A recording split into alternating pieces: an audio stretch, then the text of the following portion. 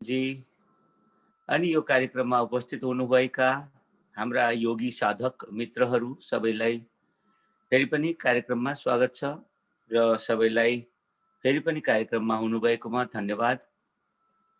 हामी आज पनि फेरि शनिबारको सन्दर्भलाई सम्झँदै हठ योग प्रदीपिका लिएर उपस्थित भएका छौँ।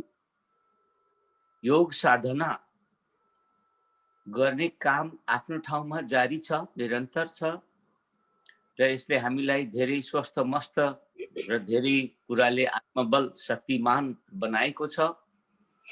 अझ राम्रो होस्, हामी यो योग साधनालाई अझ सघन बनाउन शुभकामनाका साथै अरू पनि के गर्दा योग साधना अझ सघन बन्दछ, अझ राम्रो बन्दछ, हाम्रो योग सिद्धितर्फ जान सक्छ, ती सब कुराहरूलाई ध्यानमा राखेर योग शास्त्रको स्वाध्याय पनि आफैमा बहुत जरुरी काम हो, नत्र भने योगको पूर्णता हुन सक्दैन। यही सब कुराहरूलाई ध्यानमा राखेर हामी विगत धेरै दिनदेखि पहिले पातञ्जल योग सूत्रमा, त्यसपछि हठ योग प्रदीपिकामा चर्चा गरिरहेका छौँ। यी यस्ता ग्रन्थ हुन् जो तपाईँ हाम्रो घरमा, तपाईँ हाम्रा गाउँमा, तपाईँ हाम्रा देशमा उपस्थित भएका या निर्मित भएका शास्त्रहरू, विधाहरू हुन्, जुन हाम्रै मौलिक विरासतहरू हुन्, हाम्रै सम्पत्ति हुन्, जसलाई हामीले चिनेका छैनौँ, जानेका छैनौँ, बुझेका छैनौँ र त्यसको उचित संरक्षणका लागि यथोचित प्रयास पनि गरिरहेका छैनौँ। अहिले यति बेला पनि हामी मध्ये धेरैले केवल आफ्नो निजी स्वास्थ्य रक्षाका निमित्त मात्र यसको उपयोग गरिरहेका छौँ। ठिक छ, यो गर्न हुँदैन भनेको होइन, आफ्नो निजी स्वास्थ्य रक्षाका लागि पनि योगा गरौँ र सँगसँगै हाम्रो विरासतको संरक्षणका लागि पनि यो बुद्धि पनि विकसित हुन सकोस्, हाम्रो धर्म संस्कृतिको संरक्षणका लागि पनि हाम्रो चेतना, हाम्रो मति, हाम्रो शरीर, हाम्रो एक्टिभिटीहरू हाम्रो धर्म संस्कृतिको संरक्षणका लागि पनि उपयोगमा आओस्, मैले त्यति नै भन्न चाहे। आदरणीय मित्रहरू, हठ योग प्रदीपिका अन्तर्गत हामी दोस्रो खण्ड एवं प्राणायाम शीर्षकमा बोलिरहेका छौँ। यस अन्तर्गत पनि हामीले 11औं नम्बरको श्लोकसम्म पुरा गरिसकेका छौँ र आजबाट अब हामी 12औं श्लोकमा प्रवेश गर्दैछौँ। अस्तिको दिनमा हामीले पढेको अन्तिम जो श्लोक थियो त्यसलाई आज फेरि स्मरण गर्दै अगाडि बढौँ। प्रातः मध्य दिने सायं अर्धरात्रि च कुम्भकान् शनै अशीति पर्यन्तं चतुर्वारं समभ्यसेत। बिहानमा अनि मध्य दिनमा अनि साँझमा अनि रात्रिमा 4 प्रहर, 4 समय, भिन्न भिन्न 4 समयमा शनै शनै अशीति पर्यन्तं चतुर्वारं सम अभ्यसेत। सुस्त सुस्त 80 पटक गरेर यसलाई प्र्याक्टिस गर्न सक्यो भने सम अभ्यसेत, यसरी राम्ररी प्र्याक्टिस गर्नु पर्दछ। यो प्राणायामलाई प्र्याक्टिस गर्ने सामान्य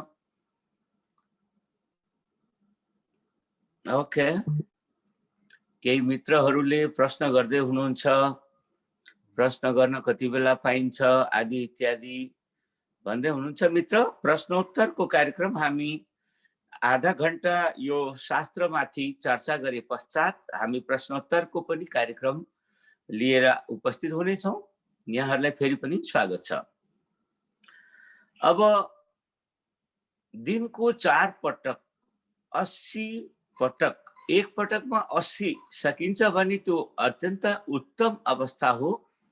यदि सकिन्न भने पनि सुरुमा यो अलि गाह्रो या अलि लामो लाग्न सक्छ। तसर्थ एक पटकमा 20 पटक मानेर दिनभरिमा 80 पुर्याउने यस किसिमको व्याख्या या यस किसिमको प्रयास पनि सुरुमा अभ्यासको क्रममा अनुचित हुँदैन र हामीले यसरी गर्दै जाँदा अनि यसलाई बढाउँदै लगेर यसको मात्रा बढाउँदै धेरै बनाउन अझ बढी सघन प्राणायामको अभ्यास गर्न पनि सक्छौं। र आजको नयाँ श्लोक, आजको पाठको नयाँ विचारहरू सुनौं। कनीयसी भवेत् स्वेदः कंपो भवति मध्यमे उत्तमे स्थानम् आप्नोति ततो वायुं निबन्धयेत्।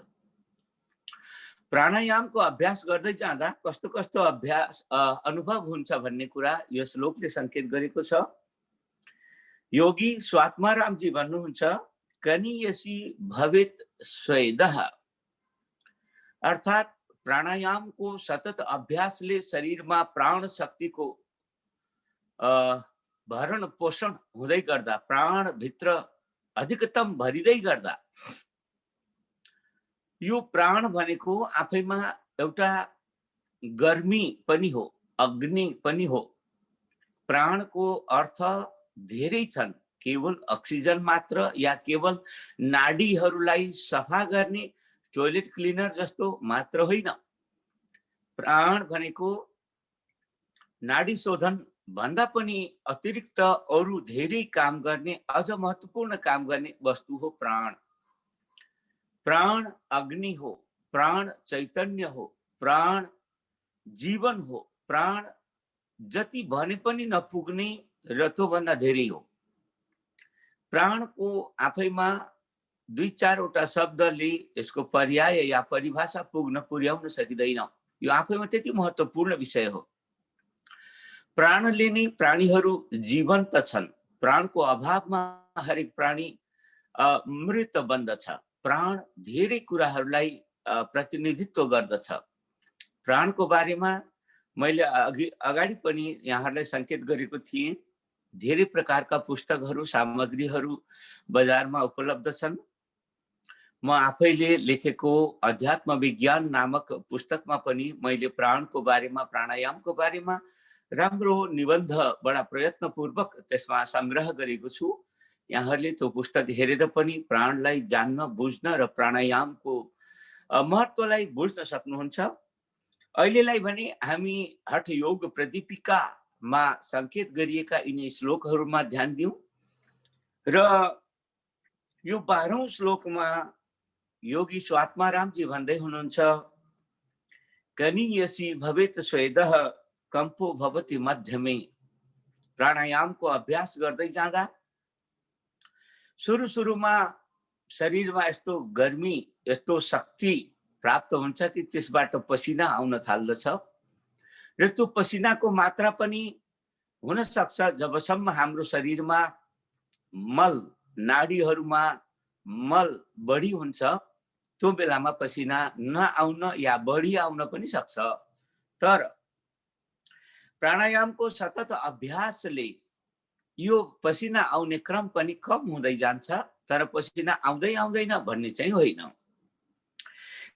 कनीयसी भवेत् स्वेदः, यो शब्दको अर्थ पसिनाको मात्रा कम हुन्छ या भनौँ त्यसमा मलको मात्रा पनि कम हुन्छ।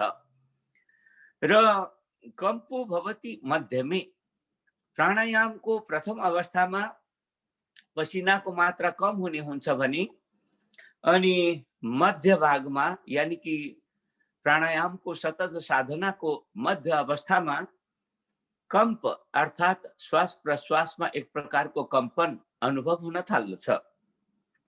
त्यसैगरी उत्तम स्थानमा आप्नोति ततो वायुं निबन्धयेत्।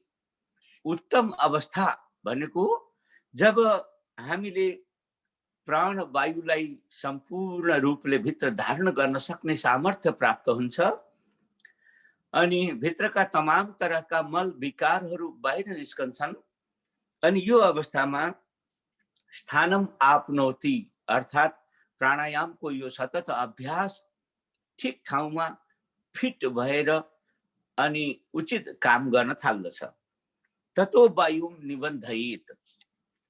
यस प्रकारको प्राणायाम जब धेरै तरहले शुद्ध, सात्विक, उन्नत अनि विशिष्ट बन्दछ, त्यस्तो अवस्थामा रहेको प्राणवायुलाई अनि हामीले रोकेर अनेक तरहका बन्धहरू, अनेक तरहका यौगिक क्रियाहरू जोड्न सक्छौं र थप वैचित्र्य अर्थात् थप योगको स्टेपहरू, चरणहरू, माथि माथिका स्टेपहरूमा हामी पुग्न सक्दछौँ। आदरणीय मित्रहरू, अब योभन्दा अगाडिको श्लोकमा जाउँ। जलेन श्रम जातेन गात्र मर्दनमाचरित दृढता लघुता चैव तेन गात्रस्य जायते। अर्थात् प्राणायाम गर्दै गर्दा यो प्राण शक्ति शरीरभित्र भरिपूर्ण हुँदै गर्दा शरीरमा अटोमेटिक एक प्रकारको ऊर्जा प्रवाह हुन्छ। यो ऊर्जाले शरीरलाई तताउँछ, गर्मी गराउँछ, पसिना आउँछ।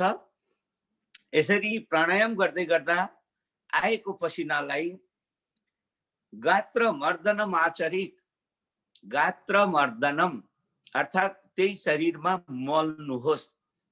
जहाँ जहाँ पसिना आयो त्यही त्यही पसिनालाई मालिस गर्नुहोस्। पसिनालाई तेल जस्तो मानेर मालिस गर्नुहोस्। त्यसले स्किन अझ चम्किलो बन्दछ, स्किनलाई अझ राम्रो बनाउँछ। यसका फाइदाहरू छन्। यसै गरी दृढता लघुता चैव तेन गात्रस्य जायते।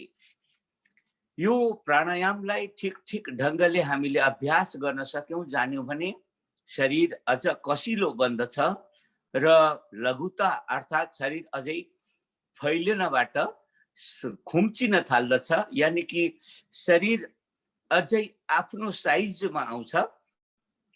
शरीर लघुता यानि कि कसिलो र सुन्दर ब्युटिफुल बन्दछ, सानो बन्दछ। जसरी हामीले अनेक तरहका खानाहरू खाँदै गर्दा पेट बढ्ने या बोसो बढ्ने आदि इत्यादि हुन्छन्, यी सबै कुरा घटेर शरीर अत्यन्तै फिट बन्दछ। अब यसै गरी अझ अघिल्लो श्लोकमा जाउँ।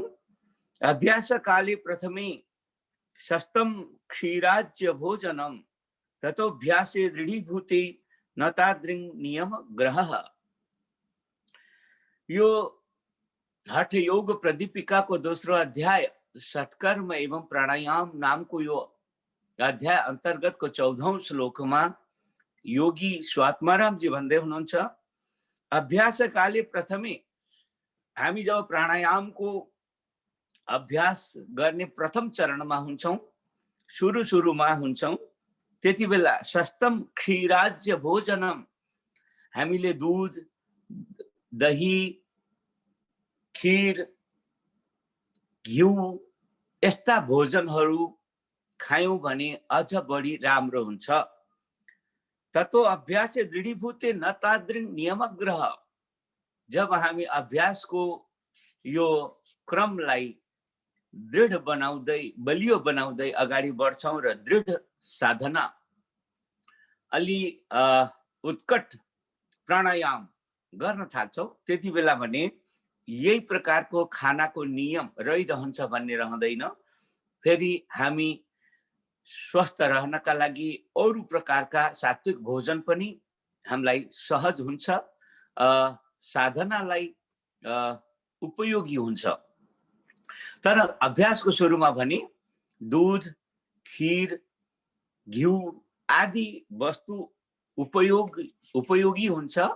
यो प्राणायामको सुरुको अवस्थामा यी खानेकुराहरूलाई खाने गरौँ, यसले हामीलाई अझ बढी राम्रो हुन्छ। अब योभन्दा अगाडि म 15औं श्लोकमा पुग्दैछु। यथा सिंहो गजो व्याघ्रो भवेत् वश्यः शनैः शनैः तथैव सेवितो वायुः अन्यथा हन्ति साधकम्। जसरी सिंह, बाघ, हात्ती आदि अनेक तरहका जंगली प्राणी पनि सुस्त सुस्त सुस्त सुस्त बिस्तारै बिस्तारै प्र्याक्टिस गरिरह्यो भने यी सबै वश्य हुन्छन्, अर्थात् आफ्नो बसमा आउँछन्, कन्ट्रोलमा आउँछन्। तथैव सेवितो वायु, त्यसै गरी हामीले प्राणायामलाई पनि सुस्त सुस्त सुस्त सुस्त कन्ट्रोल गर्ने उपाय गर्दै गयौँ भने यो पनि हाम्रो कन्ट्रोलमा आउँछ। अन्यथा हन्ति साधकम, यदि हामीले सुस्त सुस्त यसलाई कन्ट्रोलमा लिने प्रयास गरेनौं र अचानक गर्न खोज्यौं जबरजस्ती गर्न खोज्यौं भने हन्ती यसको नेगेटिभ असर प्रभाव पनि पर्न सक्छ। यस प्रकारको नराम्रो असर नपरोस् भन्नका लागि पनि हामीले प्राणायाम गर्दा सुस्त सुस्त अभ्यास गरिरहन जान्नु पर्दछ। यसै गरी अघिल्लो श्लोकमा जाउँ। प्राणायामेन युक्तेन सर्वरोग क्षयो भवेत् अयुक्त अभ्यास योगेन सर्वरोग समुद्भवः। अर्थात प्राणायाम नियमित रूपमा सतत साधनाको रूपमा गरिरहन जाने भने सर्वरोग क्षयो भवेत्, सबै तरहको रोग यसबाट बाहिर निस्कन्छ र हामीलाई स्वस्थ बनाउँछ। अयुक्त अभ्यास योगेन, यस प्रकारको अभ्यास यदि हामीले ढंगसँग गरेनौं, युक्त तरिकाले गरेनौं, ब्यालेन्सिभ तरिकाले गरेनौं, ढंगसित गरेनौं, सुस्त सुस्त गर्नुपर्नेमा चाँडो चाँडो गर्न खोज्यौं आदि इत्यादि अयुक्त अभ्यास गर्यौं भने सर्वरोग समुद्भवः, सबै प्रकारको रोग यसबाट निस्कन सक्छ। अर्थात अरू पनि कई प्रकारका रोग या समस्याहरू आइपर्न सक्छ भन्ने कुरा यो 16औं श्लोकले संकेत गरेको छ। अब यसै गरी अगाडि जाउँ, 17औं श्लोकमा हेरौं। हिक्का श्वासश्च काशश्च शिरः कर्णाक्षि वेदनाः भवन्ति विविधा रोगा पवनस्य प्रकोपतः। बडो अनौठो लाग्न सक्छ। श्वास प्रश्वासको यो प्राणायामको प्र्याक्टिस ढंगसित भएन भने अनेक रोग लाग्छ भनियो। यो श्वास प्रश्वासको अभ्यास ढंगसित नगर्दा लाग्ने रोगहरू के हुन् त भन्ने जिज्ञासाको उत्तर दिँदै यो श्लोकमा ती रोगहरूको गणना गरिएको छ। हिक्का अर्थात हामीलाई बाडुली लागिरहन्छ भने त्यो पनि एक प्रकारको श्वास रोग हो, बाडुली। अनि श्वासश्च, सास फुल्ने रोग पनि दम अथवा यस्तै प्रकारको अस्थमा आदि रोगलाई पनि हामी श्वास रोग भन्ने गर्दछौं। त्यसै गरी काशश्च, काश भने कासो, हामी नेपालीमा कासो लाग्यो भन्छौं, खोकी लाग्नु, कासो लाग्नु। यो खोकी कासो पनि श्वाससँग सम्बन्धित समस्याले नै हुने रोग हो। त्यसै गरी शिरः, शिर दुख्ने, टाउको दुख्ने या टाउकोमा चक्कर आउने आदि इत्यादि पनि श्वास प्रश्वाससँग सम्बन्धित बिमारी मानिन्छ। कर्ण अक्षि वेदना, कान र आँखामा पनि कुनै प्रकारको दुखाइ या अनेक तरहका प्रब्लमहरू पनि यो ढंगसित प्राणायाम गर्न नजानेमा हुन आउने रोगहरू हुन्। भवन्ति विविधा रोगा पवनस्य प्रकोपतः, यी त मोटामोटी बताइएका केही रोगहरू हुन्। यो बाहेक पनि अरू अनेक तरहका रोगहरू पवनका प्रकोपले अर्थात वायु विकार हुँदाखेरिमा हाम्रो शरीरमा यस्ता अनेकन रोगहरू बिमारीहरू देखिन सक्छन्। तसर्थ प्राणायामको साधना गर्ने साधकले हमेशा अत्यन्तै सावधान भएर कुनै पनि राम्रो जानकार गुरुका समक्षमा गएर अथवा कुनै राम्रो गाइडको गाइडेन्समा बसेर यस प्रकारको प्राणायामको अभ्यास या यसै प्रकारका सतशास्त्रहरूले संकेत गरेको ढंगले हामीले प्राणायाम गर्न जान्नु पर्दछ। आदरणीय मित्रहरू, अब अगाडि बढौं, अझ अगाडिको श्लोक हेरौं। युक्तम युक्तम त्यजेत वायुम युक्तम युक्तम च पूरयेत युक्तम युक्तम च बध्नीयात एवं सिद्धिम अवाप्नुयात। युक्त, युक्त शब्दको अर्थ हुन्छ सन्तुलित, व्यवस्थित। युक्तम युक्तम त्यजेत वायुम, हामी प्राणायाम गर्दा प्राय के गर्छौं भने अनि भित्र रोकेको वायुलाई रोक्न सक्नेसम्म रोक्छौं, अनि रोक्न नसक्ने भएपछि अनि बाहिर छोड्दाखेरि त्यसलाई व्यवस्थित तरिकाले बाहिर छोड्दैनौं, एकैचोटि फस्स गरेर छोडिदिन्छौं। जस्तो गाडीको टायर पञ्चर भयो भने सबै हावा एकै साथ निस्किन्छ, त्यस्तै गरी हामीले हावा निकालिदिन्छौं। त्यो उपयुक्त होइन। त्यसलाई पनि सुस्त सुस्त गरेर छोड्नु पर्छ। त्यही कुरालाई यहाँनिर संकेत गरिएको छ। युक्तम युक्तम त्यजेत वायुम, हामीले वायुलाई छोड्दै गर्दा पनि सन्तुलित भएर व्यवस्थित भएर छोड्न जान्नु पर्दछ। हाम्रो कन्ट्रोलमा छोडियोस्, अनकन्ट्रोल्ड भएर छोड्नु भएन। अनि युक्तम युक्तम च पूरयेत, अर्थात् हामीले प्राणवायुलाई भित्र भर्दै गर्दाखेरिमा पनि हाम्रो आवश्यकता अनुसार धेरै जोड लगाएर भित्र भर्ने काम पनि उचित हुँदैन, बल्कि यसलाई उचित मात्रामा एउटा ब्यालेन्स मिलाएर युक्त तरिकाले व्यवस्थित तरिकाले भर्नु पर्दछ। त्यसै गरी युक्तम युक्तम च बधनीयात्, अनि भित्र रोक्दाखेरिमा पनि यसलाई अत्यन्तै व्यवस्थित ढङ्गले रोक्नु पर्दछ। हाम्रो कन्ट्रोलमा आओस् भन्ने हिसाबले यसलाई रोक्नु पर्दछ।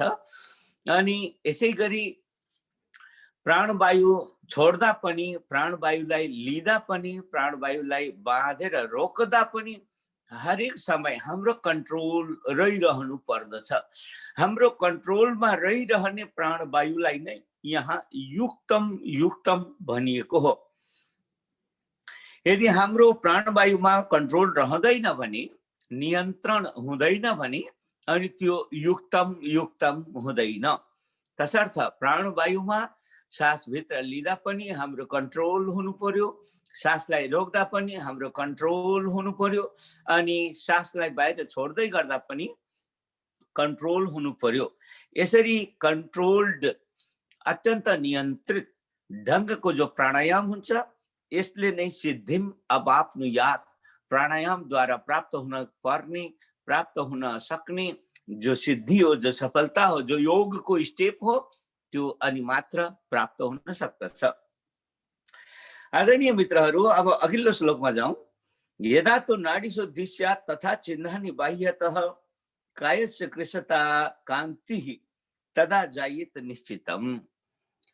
अर्थात् जब हामीले व्यवस्थित तरिकाले युक्तम युक्तम भएर, अर्थात् अत्यन्त कन्ट्रोल तरिकाले प्राणायाम गर्दछौँ, तब अनि मात्र हाम्रा शरीरभित्रका अनेकन नाडीहरू शोधन हुने, शुद्ध हुने अवस्था उत्पन्न हुन्छ।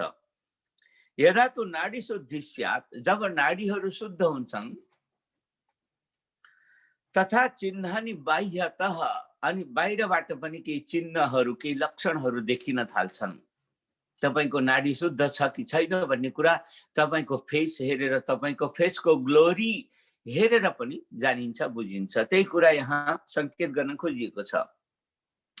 कायस्य कृशता कान्तिः, कान्ति अर्थात् फेसको ग्लोरी, हाम्रो चेहरामा, हाम्रो स्किनमा आउने जो ग्लोरी हो, जो चमक हो, जो सुन्दरता हो, त्यो प्राणायामद्वारा नाडी शुद्ध भएपछि देखिन आउने चिन्हहरू मध्येका एउटा विशिष्ट चिन्ह हो कान्ति, अर्थात् शरीरमा, स्किनमा, चेहरामा आउने जो फुर्ती, जो तेज, जो ग्लोरी हो, त्यो नाडी शुद्धि भए पश्चात हामीलाई रिजल्टका रूपमा, परिणामका रूपमा बाहिर देखिन आउने चिन्हहरू हुन्, संकेतहरू हुन्। त्यसै गरी कायस्य कृशता, काय अर्थात् शरीर, शरीरको कृशता अर्थात् लघुता, अर्थात् शरीर पनि सानो बन्दछ। सानोको तात्पर्य यहाँ के हो भने पेट बाहिर ननिस्केको, अनि धेरै बोसोहरू शरीरमा जम्मा नभएको आदि इत्यादि अवस्थालाई शरीर सानो हुन्छ भन्ने यो शब्दको अर्थ बुझ्नु पर्दछ। कायस्य कृशता कान्ति तदा जायेत निश्चितम, शरीरमा सौष्ठव, शरीर बिना मतलबले फुलेको हुँदैन, बोसो र पेट बढी हुँदैनन्, र शरीरमा कान्ति यानि कि ग्लोरी उपलब्ध हुन्छ। अनि त्यसै गरी तदा जायते निश्चितम, यस्तो अवस्थामा प्राणायामको सतत सम्यक साधनाले यस प्रकारको रिजल्ट उपस्थित हुन्छ भन्ने कुरा निश्चित छ। हामीले यसरी बुझ्नु पर्दछ। आदरणीय मित्रहरू, अब यसै गरी अघिल्लो श्लोकमा योगी स्वात्मारामजी भन्दै हुनुहुन्छ, यथेष्टम धारणम वायुः अनलस्य प्रदीपनं नादाभिव्यक्ति आरोग्यम जायते नाडी शोधनात्। नाडी शोधन भनेको त प्राणायाम गर्दै जाँदा अटोमेटिकली हुने एउटा प्रक्रिया हो। तपाई हाम्रा शरीरभित्र मोटा मोटा पनि 72,000 नाडीहरू छन् भनिन्छ र त्यो भन्दा पनि सूक्ष्म नाडीहरू अझ धेरै छन्। यी सबै नाडीहरू शुद्ध भएनन् भने अनि अनेक तरहका रोगहरू लाग्छन्। नाडी शुद्ध हुनका लागि प्राणायामको यो प्र्याक्टिस, यो अभ्यास आफैमा अत्यन्तै उपयोगी मानिन्छ। र यसरी यथेष्टम धारणम वायुः अनलस्य प्रदीपनम, यदि हामीले यथेष्ट शब्दको अर्थ हाम्रो शरीरमा जति उपयुक्त हुन सक्छ त्यति प्राणवायुलाई धारण गर्न सक्यौं, प्राणायाम द्वारा हामीले बढी भन्दा बढी नाडी शोधन गर्न सक्यौं भने, प्राणायामको अभ्यासले हामीले हाम्रा शरीरभित्रका नाडीहरूलाई शुद्ध गर्न सक्यौं भने अनलस्य प्रदीपनम, हाम्रो शरीरमा एक प्रकारको ऊर्जा विकसित हुन्छ। त्यो ऊर्जाले सम्पूर्ण शरीरलाई सधैँभरि स्वस्थ राख्दछ। र यसै गरी पेटमा कुनै प्रकारको भोक नलाग्ने या खाना नपच्ने आदि इत्यादि समस्या पनि यो अनलको प्रदीप्तिबाट समस्याको समाधान हुन्छ र अनेक तरहका यस्ता रोगहरू समाधान भएर जान्छन्। नादाभिव्यक्ति आरोग्यम जायते, अनि आरोग्य निरोगिता आउँछ। त्यसका साथसाथै नादको अभिव्यक्ति पनि उत्पन्न हुन्छ नाडी शोधनात्, नाडी शोधन भएपछि मात्र। नाद अभिव्यक्ति यो आफैमा एउटा पारिभाषिक शब्द हो। यो योग शास्त्रका हकमा आदरणीय मित्रहरू, नाद शब्दको पनि अर्थ बुझिराखौं। योगमा नादको निकै ठूलो महत्व बताइएको छ। अगाडिका अध्यायहरूमा पनि हामीले यसको विस्तारपूर्वक अझ चर्चा गर्नेछौं। र यहाँनिर म नादलाई लिएर केही कुराहरू यहाँहरू समक्ष जोड्न चाहदैछु। नाद अर्थात् साउन्ड, साउन्ड आवाज, ध्वनि, यी कई तरहका ध्वनिहरू हुने गर्छन्। हामीले बोल्दै गर्दा हाम्रा मुखमा भित्रबाट आएका वायुले कहीं दाँतमा, कहीं ओठमा, कहीं कता अनेकन स्थानमा त्यो भित्रबाट आएको वायुले मार गर्छ, टक्राउँछ अनि बल्ल ध्वनि बाहिर निस्कन्छ। यसरी भित्रबाट आएको श्वासले टक्कर दिएर उत्पन्न हुने ध्वनि हामीले बोलिरहेका हुन्छौं या यस प्रकारको ध्वनि सुनिरहेका हुन्छौं। यो ध्वनिलाई कहीं टक्कर मारेर निस्केको हुनाले यसलाई आहत नाद भन्ने गरिन्छ। कहीं टक्कर लागेर निस्केको आवाजलाई आहत नाद भन्ने गरिन्छ। र यसै गरी अर्को एउटा नाद छ, अर्को एउटा आवाज छ, जुन आवाज कहीं कतै नटकराइकन बाहिर आउँछ। त्यो नटकराइकन बाहिर आउने आवाजलाई योगको भाषामा अनाहत नाद भन्ने गरिन्छ। अनाहत अर्थात् कहीं कतै नटकराइकन निस्केको आवाज अनाहत नाद हो। यो अनाहत नाद आत्माको आवाज हो, अनाहत नाद प्रकृतिको आवाज हो, अनाहत नाद परमात्माको आवाज हो। यो प्राकृतिक हो, यो सदा शाश्वत छ, सधैँ छ, हर ठाउँमा छ, सर्वत्र छ। यो अनाहत नादलाई सुन्न सक्नु, जान्न सक्नु, बुझ्न सक्नु यो प्राणायामको फल हो। प्राणायाम यदि हामीले ढंगसित गर्यौं भने, ढंगसित प्राणायामको यो साधनालाई अभ्यास गर्न सक्यौं भने यस प्रकारको नाद अभिव्यक्त हुन आउँछ, यस प्रकारको अनाहत नाद प्रकट हुन आउँछ, या भनौं ऊ त सधैँ छ, सर्वत्र छ, ऊ प्रकट हुनुमा कोही कमी छैन, जहाँ पनि जहिले पनि छ, तर हाम्रा इन्द्रियहरूले पकड्न सकिरहेका छैनन्। यति बेला जसरी आकाशमा सूर्य उदयका बेला लाखौं करोडौं ग्रह नक्षत्र ताराहरू देख्न सकिँदैन, ठीक त्यसै गरी हाम्रा नाडीहरू शुद्ध नभएका बेला हामी भित्रको यो अनाहत नादलाई पनि हामी सुन्न बुझ्न सक्दैनौं।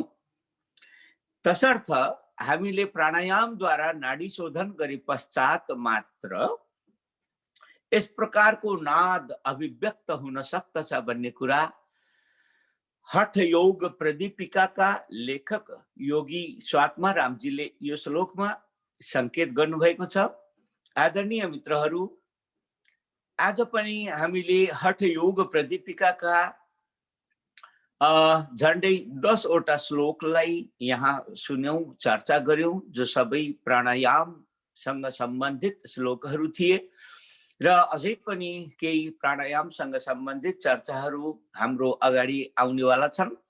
र त्यसपछि भने हामी षट्कर्म अर्थात् धौती, नौली, बस्ती आदि षट्कर्मको पनि चर्चा अगाडि आउँदैछ यो अध्यायमा। आजलाई यो समयको पाबन्दीलाई ध्यानमा राख्दै यो 10 वटा श्लोकहरूलाई पूरा गर्दै आजको यो कार्यक्रमलाई म यहीँनिर पूरा गर्ने कोसिस गर्दैछु। यस मानेमा कि यसले यो अरु सामान्य भोजन भन्दा बढी ऊर्जा दिने खाना हो र यसलाई पचाउनका लागि अरु सामान्य सागपात खाएको जस्तो शक्तिले ऊर्जाले यो पच्दैन, यसलाई पचाउन सकिन्न। त्यसै गरी कोही बिमारी या कमजोर पेट भएका व्यक्तिहरूले पनि यसलाई पचाउन सक्दैन।